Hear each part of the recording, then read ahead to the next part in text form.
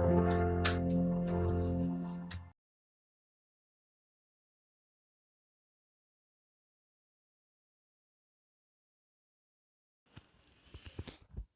Friends, welcome back to my YouTube channel study art hub. So आज most important 50 question solve करने वाली हूँ। 50 important questions.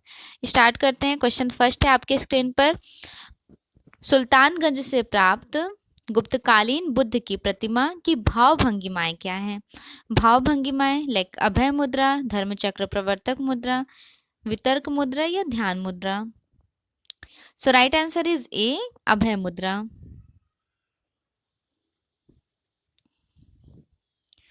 गुप्तकालीन परखम यक्ष नामक मूर्ति शिल्प कहाँ संग्रहित है?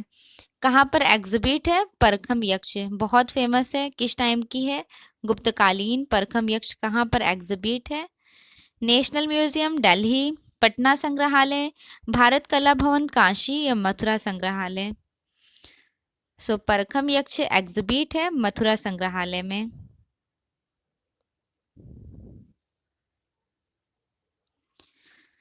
गुप्तकालीन मंदिरों के मुख्य अंग क्या हैं? मुख्य अंग बताना है। मंडप, गर्भगृह, वेदिका, हर्मिका या गुथा।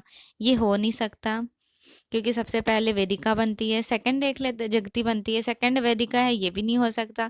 थर्ड है जगती, फिर गर्भगृह, प्रवेश द्वार, मंडप और शिखर। देखिए सबसे अच्छी बात है शिखर का पहचान है गुप्तकालीन की मंदिर। और किसी में आपको शिखर दिख रहा है लाइक पहला, दूसरा या चौथा? इसमें शिखर नहीं है। गुप्तकालीन मंदिरों का पहचान है शिखर। सो राइट आंसर इज सी। सबसे पहले जगती बनाई जाती है, देन गर्भगृह, सबसे पहले जगती बनता है, जगती बनाई जाती है, उसके बाद गर्भगृह बनाया जाता है जहाँ पर वो मूर्तियाँ रखी जाती हैं एक्चुअल में। उसके बाद बनता है प्रवेश द्वार। प्रवेश द्वार जहाँ से आप एंटर करते हैं, प्रवेश द्वार। ठीक। उसके बाद मंडप। जब मंडप बन गया देन शिखर बन जाता है। ठीक, इस तरह से निर्माण होती है गुप्तकालीन मंदिरों की।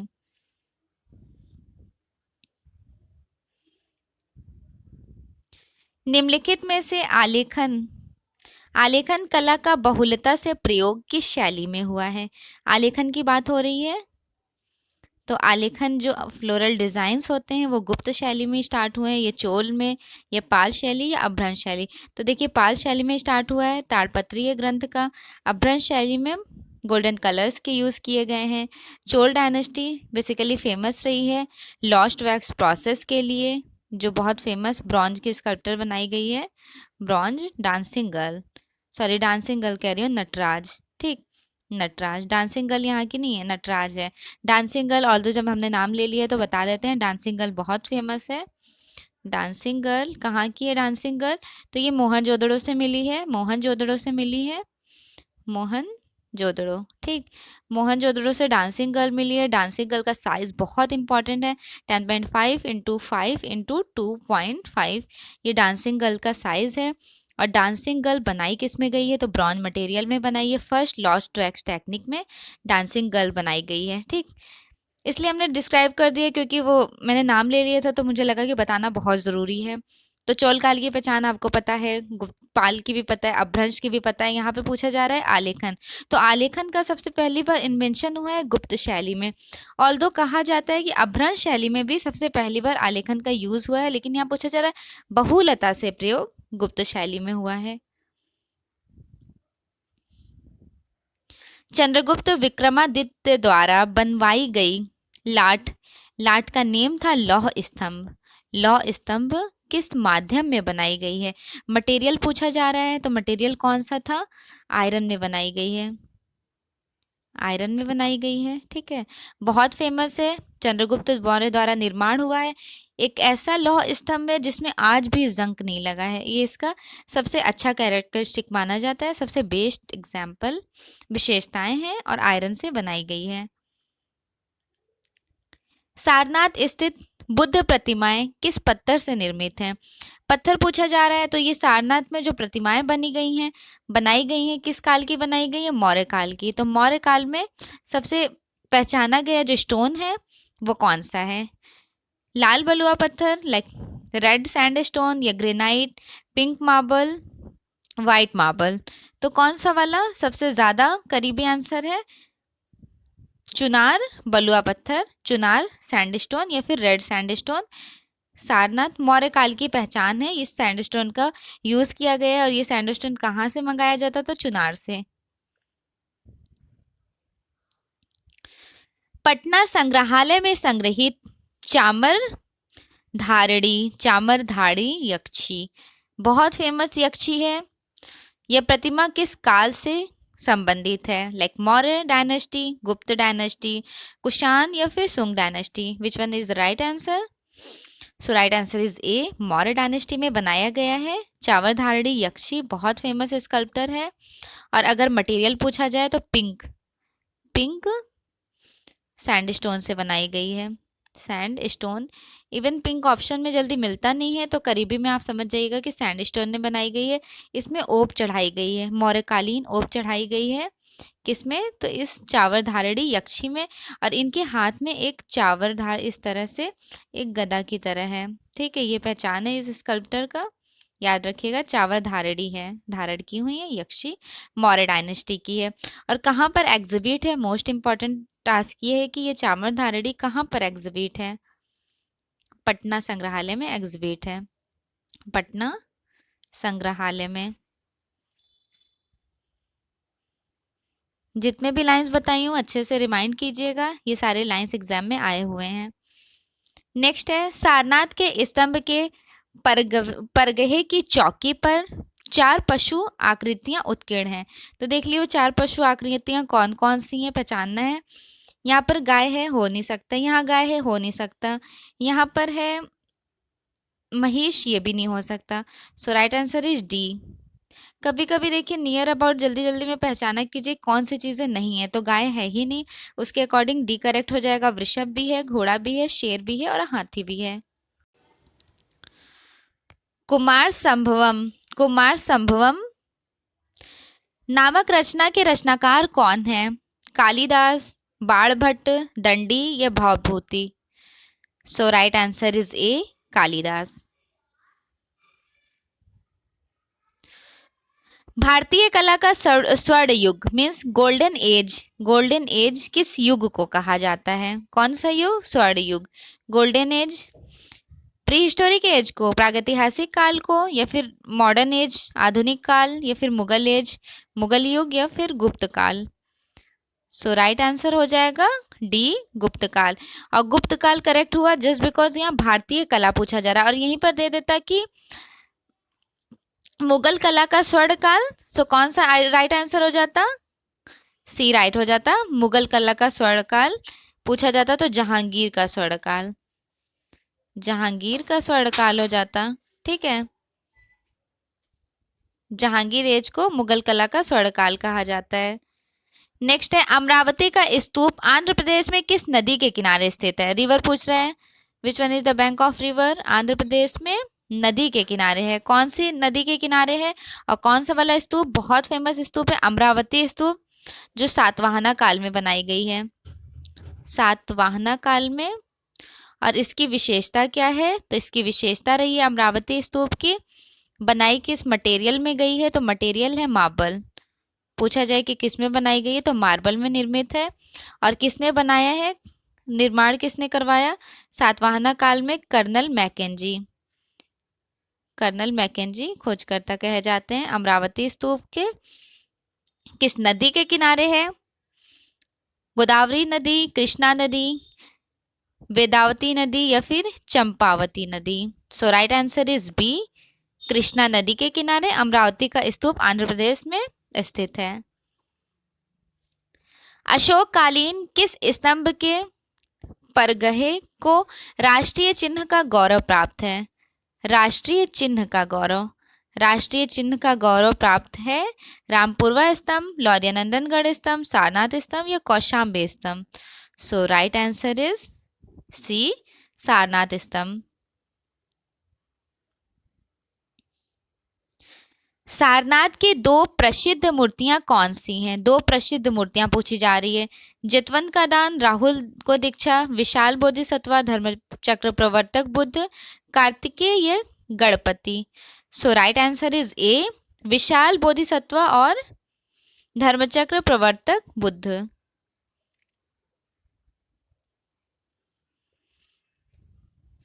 सम्राट अशोक की राज्य पर चढ़ाई के बाद बौद्ध बने थे। किस राज्य पर? सम्राट अशोक किस राज्य पर चढ़ाई के बाद बौद्ध बने थे? उत्तर प्रदेश, उत्कल प्रदेश, झारखंड या Bihar? So right answer is B, Utkal Pradesh. प्राचीन विश्वविद्यालय नालंदा में बौद्ध धर्म की किस शाखा के अध्ययन कराया जाता है? बौद्ध धर्म का कौन सी शाखा का अध्ययन कराया जाता है?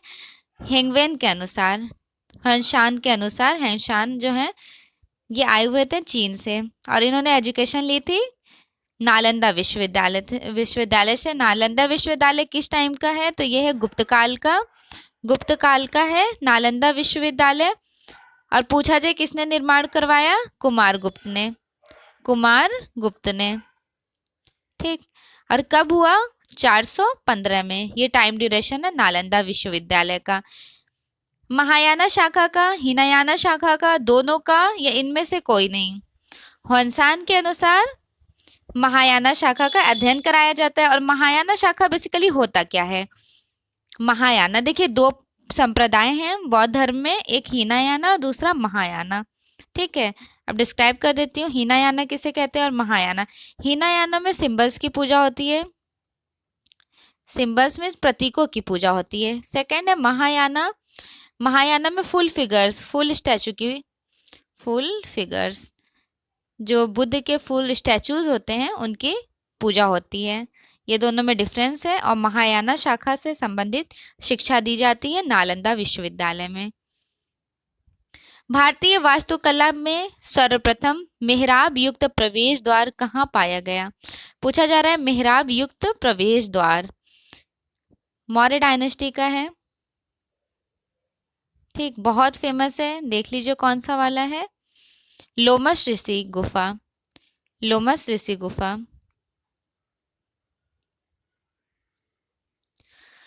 गुप्तकालीन सुल्तानगंज से प्राप्त बुद्ध की प्रसिद्ध कांस्य प्रतिमा किस संग्रहालय में रखी गई है? बंगीम संग्रहालय, लूव्र म्यूजियम पेरिस, राष्ट्रीय संग्रहालय न्यू दिल्ली या फिर ब्रिटिश संग्रहालय London? So right answer is A, बंगीम संग्रहालय म्यूजियम बंगीम में। निम्नलिखित में से कौन एक प्रसिद्ध वास्तुकार के रूप में जाने जाते हैं? प्रसिद्ध वास्तुकार के रूप में हरी स्मिथ, आनंद कुमार स्वामी, फर्रुख कुलमान या फिर बीबी दोषी? सो राइट आंसर इज डी, बीबी दोषी।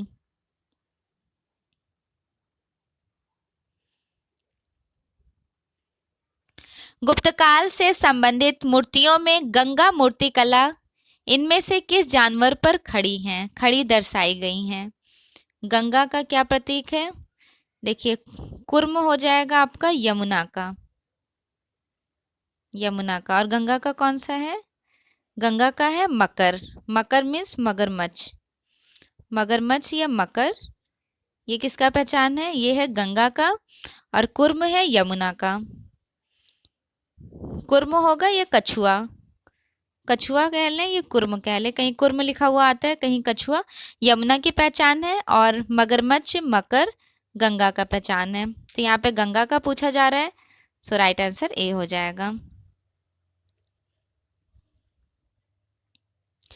किस राजवंश के उत्थान काल में अजंता की गुफा में फ्रेस्को चित्रण का निर्माण किया गया?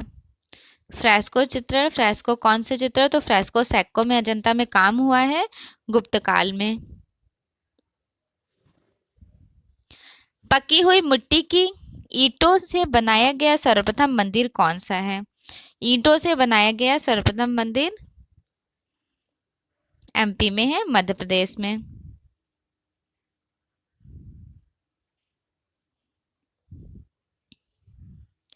बौद्ध मौर्य में महापरिनिर्वाण शब्द का अर्थ क्या होता है? महापरिनिर्वाण। ठीक, निर्वाण का मतलब होता है पद चिन्ह, अगर सिर्फ पूछा जाता है कि निर्वाण, तो निर्वाण का मतलब होता है पद चिन्ह। जब पद चिन्ह मीन्स वो जब गृह त्याग कर रहे थे तब का। और यहाँ महापरिनिर्वाण पूछा जा रहा है, तो आंसर कीजिए महापरिनिर्वाण कौन सा सही हो जाएगा।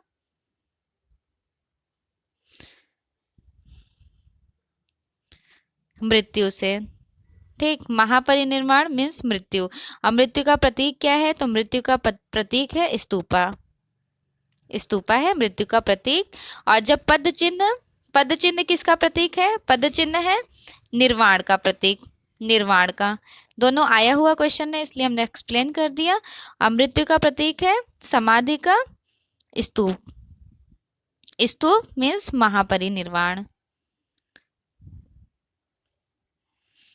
सांची स्तूप के उत्तरी तुरल द्वार पर किस जातक का विस्तृत वर्णन किया गया है।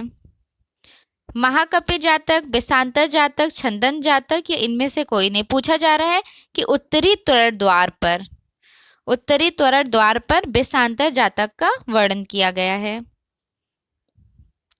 गंगा गांधार कला मुख्य रूप से किस कला से प्रभावित है। गांधार कला बहुत फेमस है, इंडो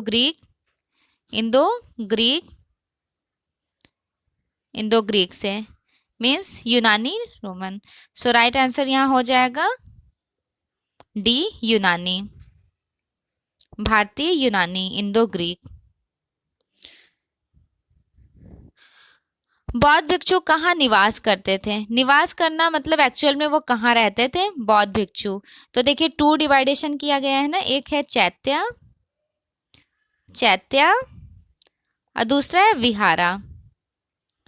विहारा टू डिवाइडेशन है।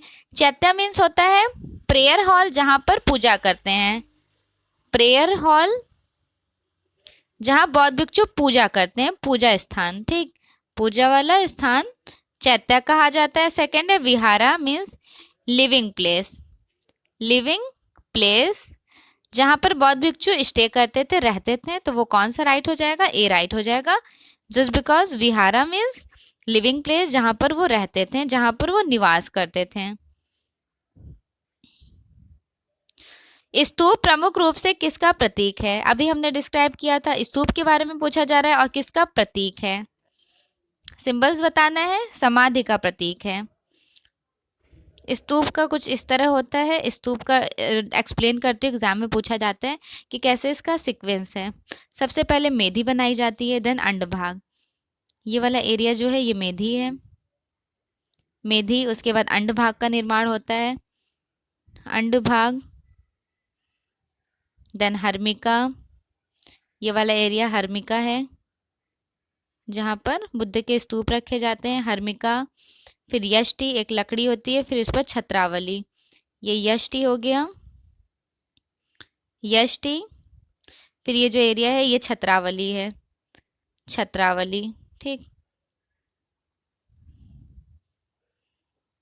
छत्रावली। इस तरह से स्तूप का क्रिएशन होता है, मेधी, अंडभाग, हर्मिका, यष्टि, देन छत्रावली।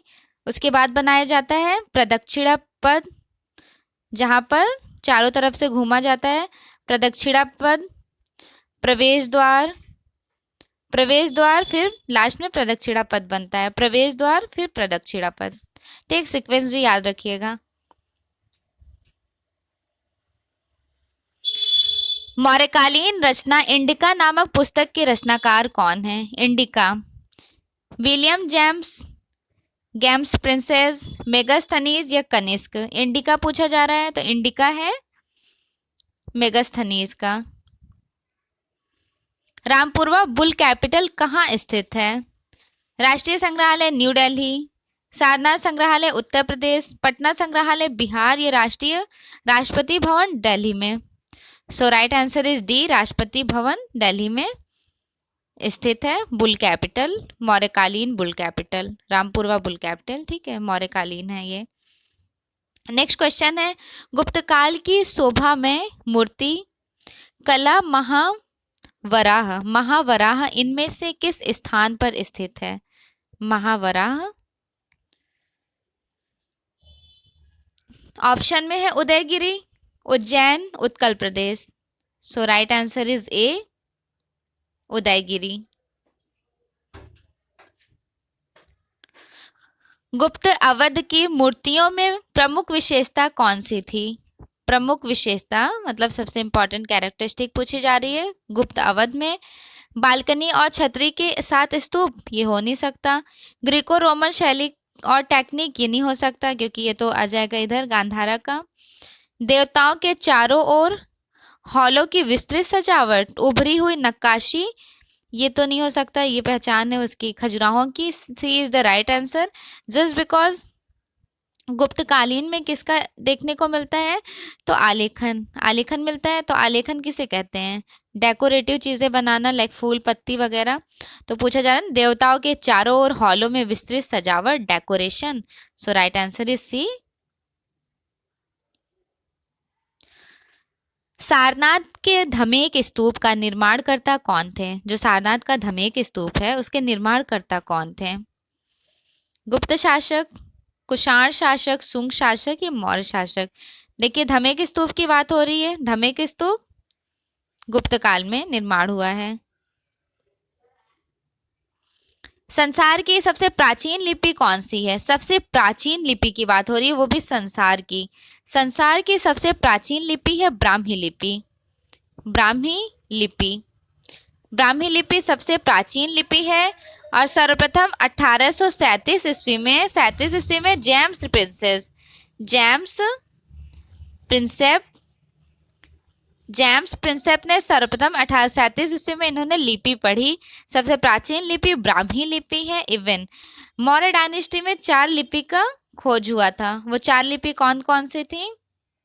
पहला था ब्राह्मी, पहला हो गया आपका ब्राह्मी, ठीक है। दूसरा है खरोष्टी, खरोष्टी ये भी भारत की ऑन है। और ग्रीक है, ग्रीक तीसरा है। और फिर है आरमाइक, आरमाइक। देखिए ब्राह्मी और खरोष्टी लिपि आपकी भारत की है, ग्रीक यूनान की है और आरमाइक अफगानिस्तान की है। ये 4 लिपि कब खोज हुई है? तो मौर्य डायनेस्टी में, मौर्य डायनेस्टी में ये 4 लिपि मिले हैं। और सबसे पहले लिपि को पढ़ने का श्रेय जेम्स प्रिंसेप 1837 ईस्वी में। और भारत ने संसार की सबसे पुरानी लिपि है ब्राह्मी लिपि, ठीक है। भारत की तो है ही है, इवन संसार की पूछी जा रही है तो संसार की भी सबसे पुरानी ब्राह्मी लिपि है। नेक्स्ट क्वेश्चन है गंगा किनारे मौर्य द्वारा निर्मित विशाल लकड़ी का किला कहाँ स्थित है?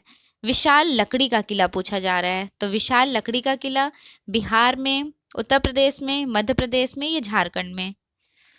सो राइट आंसर आपका हो जाएगा ए, बिहार में स्थित है विशाल लकड़ी का किला। सोने के सिक्कों का प्रचलन किस काल में प्रारंभ हुआ है? सोने के सिक्के, गोल्ड कॉइन कब मिले हैं? गोल्ड कॉइन कब मिले हैं? शुंग काल, गुप्त काल, कुषाण काल या फिर मौर्य काल? सोने के सिक्के गुप्त वंश, गुप्त काल में मिले हैं। निम्नलिखित में से कौन सा एकात्मक शैली का उत्कीर्ण मंदिर है? एकात्मक शैली बेसिकली क्या होता है? Monolithic, monolithic sculpture, monolithic temple. Monolithic temple कौन सा है? देखिए 4 ऑप्शन दिया हुआ है, चूज कीजिए कौन सा वाला है। गुप्तकालीन मंदिर भितरगांव, लिंगराज मंदिर उड़ीसा, सूर्य मंदिर कोणार्क या कैलाश मंदिर एलोरा। सो एलोरा का कैलाश मंदिर बहुत फेमस रहा है मोनोलिथिक के लिए और कैलाशनाथ मंदिर 8वीं शताब्दी का है। गुफा नंबर 16 में है कैलाशनाथ मंदिर, एलोरा का बहुत फेमस टेम्पल है। नेक्स्ट क्वेश्चन है सांची स्तूप को किस वर्ष यूनेस्को द्वारा विश्व धरोहर स्थल घोषित किया गया?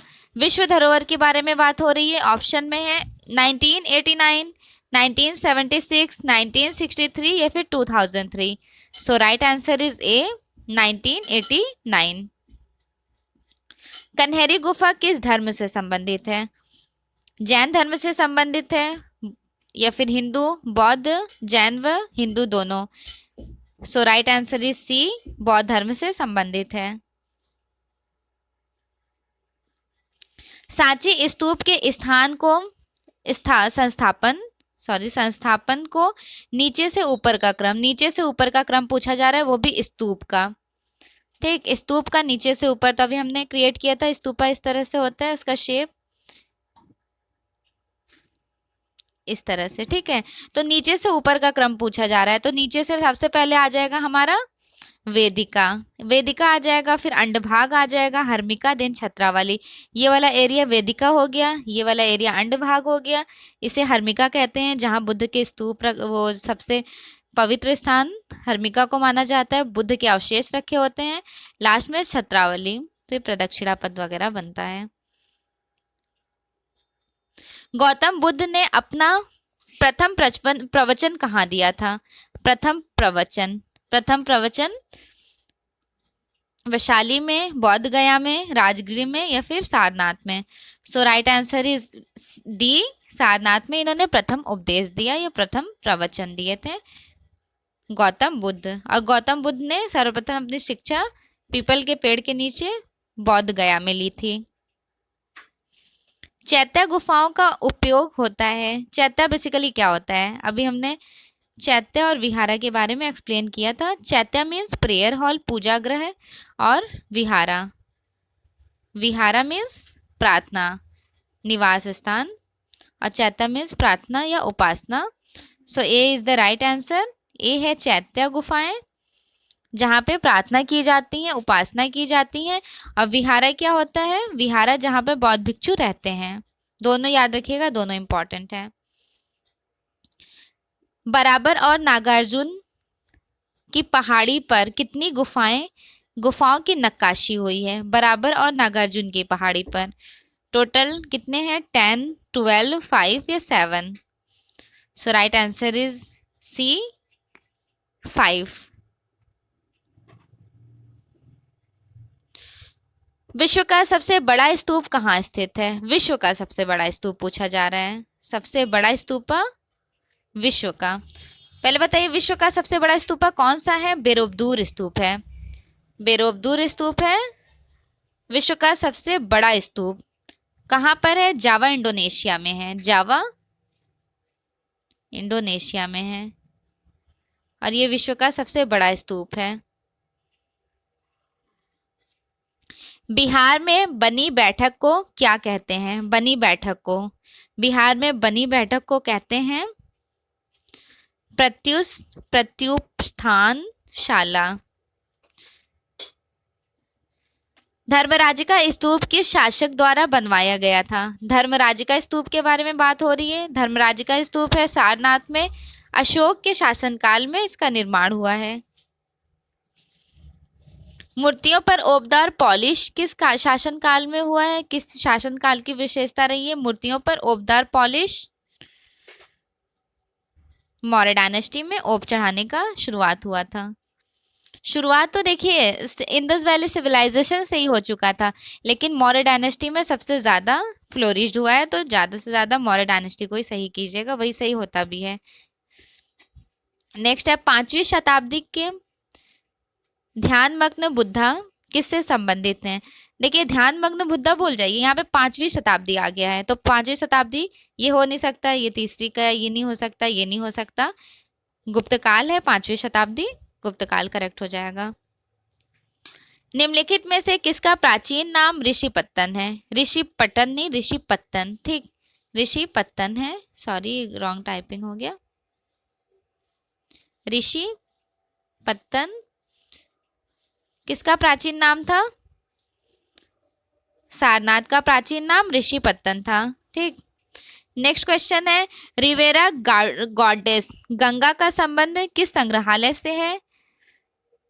बोस्टन संग्रहालय, बंगीम से। नेक्स्ट है बसंत विलास नामक रचना किसने की? बसंत विलास बालचंद्र सूरी का है बसंत विलास। ठीक है, महावीर स्वामी ने कितने वर्ष की अवस्था में संन्यास धारण किए थे? संन्यास धारण किए थे महावीर स्वामी 30 वर्ष की अवस्था में। नेक्स्ट है भारतीय संगीत का जनक कौन सा वेद कहलाता है? सामवेद